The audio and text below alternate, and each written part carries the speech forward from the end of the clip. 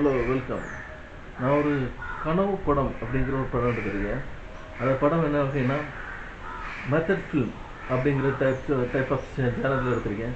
ஈரானில் என்ன வகை சேனல் எடுக்கிறாங்கன்னா யதார்த்த ஃபிலிம், அதாவது ஜேனர் ஆஃப் கனெக்ஷன் அப்படிங்கிற சேனல் எடுக்கிறாங்க. ஜேனர் ஆஃப் கனெக்ஷன் எதோடனா லைஃபோட genre of connection life genre of connection in life அந்த சேனலில் படம் எடுத்துகிட்டு இருக்காங்க. இப்போ அது கொஞ்சம் கொஞ்சமாக மாறி in commercial genre of connection in life in commercial அப்படிங்கிற மாதிரி மாறுது.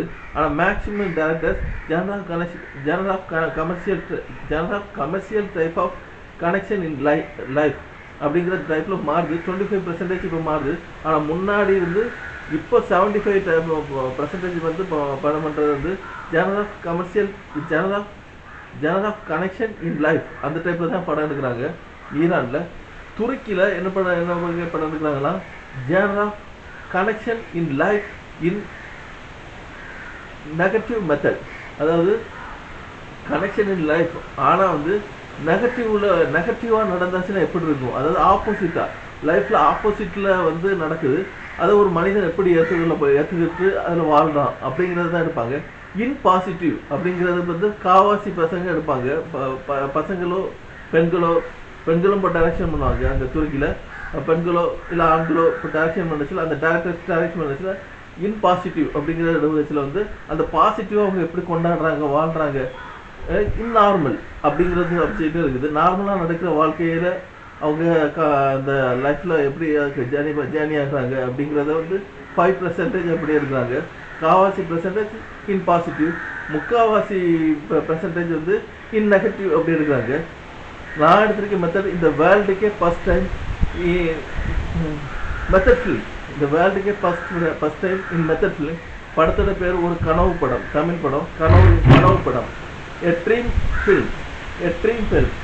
அதாவது ஒரு மனிதனுடைய முதல் படம் அப்படிங்கிற மாதிரி ஒரு மனிதன் ஆசைப்படுறான் ஒரு படம் எடுக்கணும்னு, அவன் படம் எடுக்கிறான். இதுதான் படம். அவன் எப்படி அதை கஷ்டப்பட்டு படம் எடுக்கிறான் அப்படிங்கிறது தான் படம். அது நீங்கள் பார்த்தா அப்படி அது மட்டுமே படம் கிடையாது, அவன் லைஃப்பில் நடக்கிற அது மட்டுமே படம் கிடையாது. நீங்கள் பார்த்தா அப்படியும் இது மெத்தட் ஃபிலிம் அப்படிங்கிற ரேஞ்சில் மெத்தட் ஃபிலிம் அப்படிங்கிற வகையில் நான் எடுத்திருக்கேன். இது இந்த உலகத்துக்கே புது படம். அதாவது இந்த மாதிரி படம் ஜேர்னி வந்து எடுத்த படம். இதுக்கு முன்னாடி பிரெஞ்சு மொழியில் வந்து இந்த பைசைக்கிள் தீவ்ஸ் அப்படிங்கிற படம் வந்து புரட்சி படமாக வந்துச்சு. அது என்ன வகை படம்னா இந்த உலகத்திலே முதல் முறையாக எடுக்கப்பட்ட படத்தில் வந்து in life of journey in method அப்படிங்கிற எடுக்கப்பட்டுச்சு. அதாவது மெத்தட் சினிமாவில் இந்த life of journey life of journey in method, அதாவது லைஃப்பில் ஜேர்னி ஆகுறது, அதாவது கஷ்டமான லைஃப்பில் ஜேர்னி ஆகுற அந்த அதில் அந்த மெத்தட் சினிமா எடுக்கப்பட்டுச்சு. அந்த மெத்தட் சினிமாவில் மெத்தட் வகையில் லைஃப் ஆஃப் ஜேர்னி அது எடுக்கப்பட்டுச்சு. அந்த லைஃப்பில் ஜேர்னி ஆகுற ஒரு மனிதனின் கதை, மனிதர்களின் கதை அது எடுக்கப்பட்டுச்சு. அது பெரிய அளவில் பேசப்பட்டுச்சு. ஆனால் நோபல் அவார்டு அந்த ஆஸ்கர் அவார்டு கிடைக்கப்படையில. அதே மாதிரி இத்தாலியில் இன் நோபல் அப்படிங்கிற படம் படைக்கப்பட்டுச்சு. அது பெரிய அளவில் பேசப்படையிலாட்டியும் இன் பைசைக்கிள் தீவ்ஸுக்கு கிட்டத்தட்ட நெருங்கி வந்துச்சு. என்ன டைப்னா in journey of life in method, அதாவது அது வந்து லைஃப் ஆஃப் ஜேர்னி, இது ஜேர்னி ஆஃப் லைஃப், லைஃபுக்குள்ள ஜேர்னி ஆகுற படம். லைஃபுக்குள்ள அவங்க வந்து பயணப்படுறாங்க. இது சமூகத்தில் பயணப்படுறாங்க. அதாவது லைஃப் ஆஃப் ஜேர்னி, இந்த லைஃப் ஆஃப் ஜேர்னி வந்து சமூகத்தில் பயணப்படுற வாழ்க்கை, அதாவது பைசைக்கிள் டிப்ஸ். ஆனால் வந்து இன் நோபல் அப்படிங்கிற எடுத்த படம் வந்து இத்தாலி படம் வந்து இந்த லைஃபுக்குள்ள ஜேர்னி பண்ணுறாங்க, அவங்களுடைய வாழ்க்கையில் எப்படி ஜேர்னி ஆகுறாங்க அப்படிங்கிற எடுத்த படம். அதுக்கும் ஆஸ்கர் அவார்டு கிடைக்கல.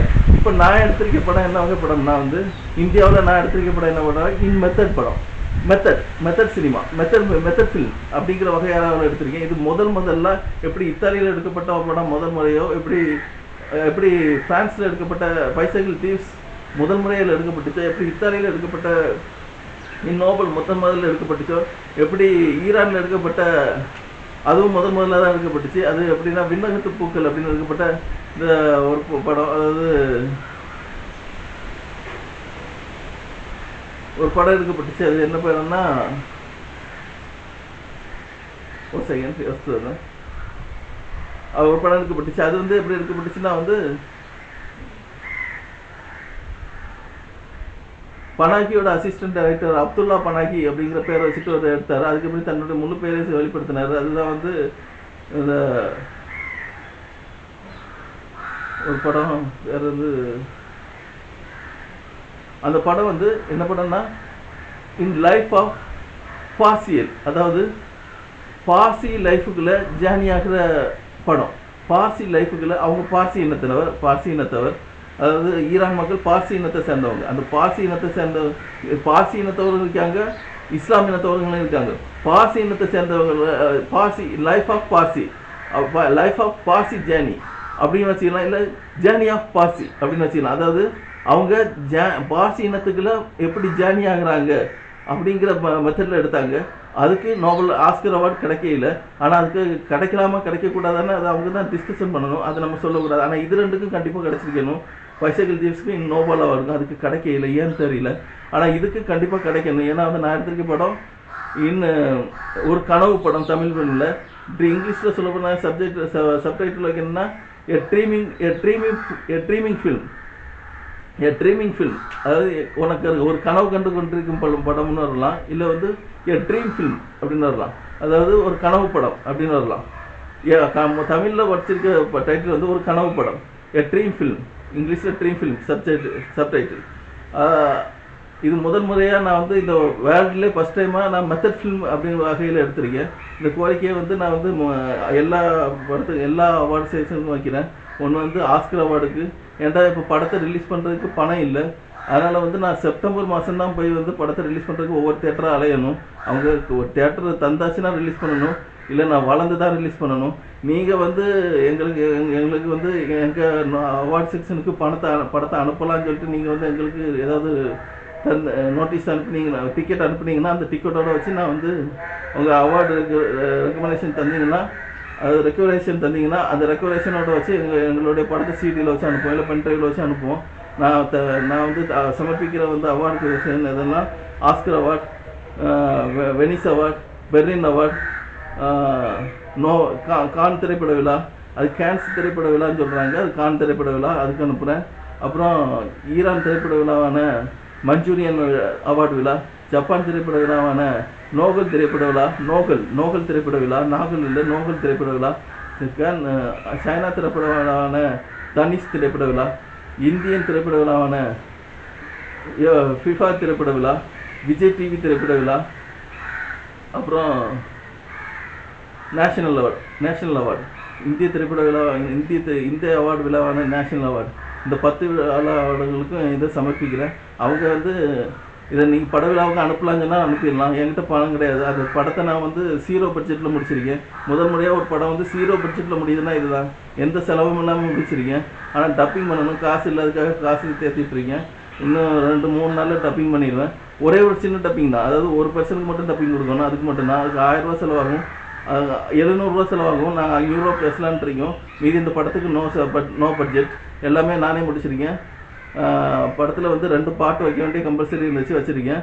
மற்றபடி எல்லாமே வந்து 0 பட்ஜெட்டில் எடுத்த படம். 500 ரூபா செலவாயிருக்கு. 500 ரூபா செலவு பண்ண போகிறேன். இதுக்கு நான் வந்து டப்பிங்கில் வந்து டப்பிங் கொடுக்கணும்னு சொல்லிட்டு அது டப்பிங் கொடுக்கணும். அது இன்னும் 2 நாளில் முடிஞ்சிடும். 2 நாளில் நாளை மறுநாளுக்குள்ளே முடிஞ்சிடும். அதுக்கு 500 ரூபா செலவு செய்யணும். அதுக்கு எங்கள் அம்மாட்ட கேட்டிருக்கேன், காசு தருவேன்னு சொல்லியிருக்காங்க. இந்த 2 நாளில் முடிஞ்சிடும். நான் அந்த விடாவை இந்த பெர்ஃபெக்டாக முடிஞ்சிடும், கவலைப்பட வேணாம். நான் இந்த இது மூலமாக நான் உங்களுக்கு சமர்ப்பிக்கிறேன்.